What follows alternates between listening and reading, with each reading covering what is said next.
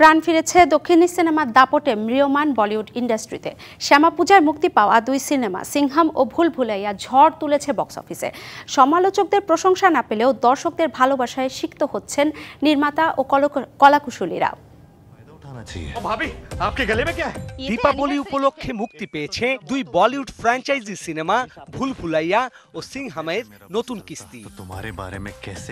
একদিকে কার্তিক আরিয়ান, বিদ্যা বালান, মাধুরী দীক্ষিতদের জমকালো উপস্থিতি, অন্যদিকে অজয় দেবগন, অক্ষয় কুমার, টাইগার শ্রফ, দীপিকা পাড়ুকোনদের দুর্দান্ত অ্যাকশন। শুরু থেকেই বক্স অফিসের লড়াইয়ে দুটি সিনেমাই ভালো দাপট দেখিয়ে আসছে।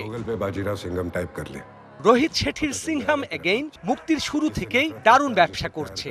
মুক্তির প্রথম দিন সিংহাম এগেইন বাগিয়ে নিয়েছে 43.5 কোটি রুপি, দ্বিতীয় দিনে 42.5 কোটি এবং তৃতীয় দিনে প্রায় 36 কোটি রুপি আয় করে সিনেমাটি। মুক্তির মাত্র 3 দিনেই 100 কোটি রুপির মাইল ফলক পার করে ফেলেছে সিংহাম এগেইন।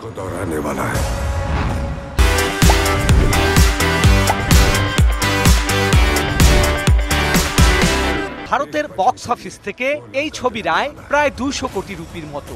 অন্যদিকে দুনিয়া জুড়ে আয় করেছে প্রায় 250 কোটি রুপি। তবে বক্স অফিসে ভালো করলেও চিত্র সমালোচকদের মন জয় করতে পারেনি সিংহাম এগেইন। 400 কোটি বাজেটে নির্মিত এই চলচ্চিত্রকে তাই পুঁজি ফেরাতে দিতে হবে আরো লম্বা দৌড়।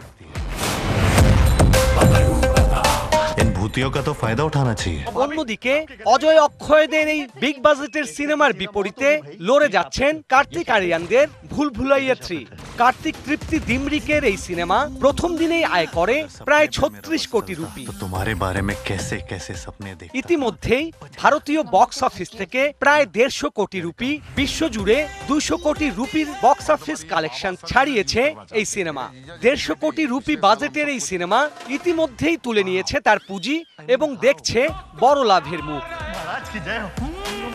সব মিলিয়ে দীপাবলি উপলক্ষে মুক্তি পাওয়া এই দুই সিনেমা আবার জানান দিচ্ছে বলিউডের শ্রেষ্ঠতার। Sourav Bappa, DBC news, Dhaka.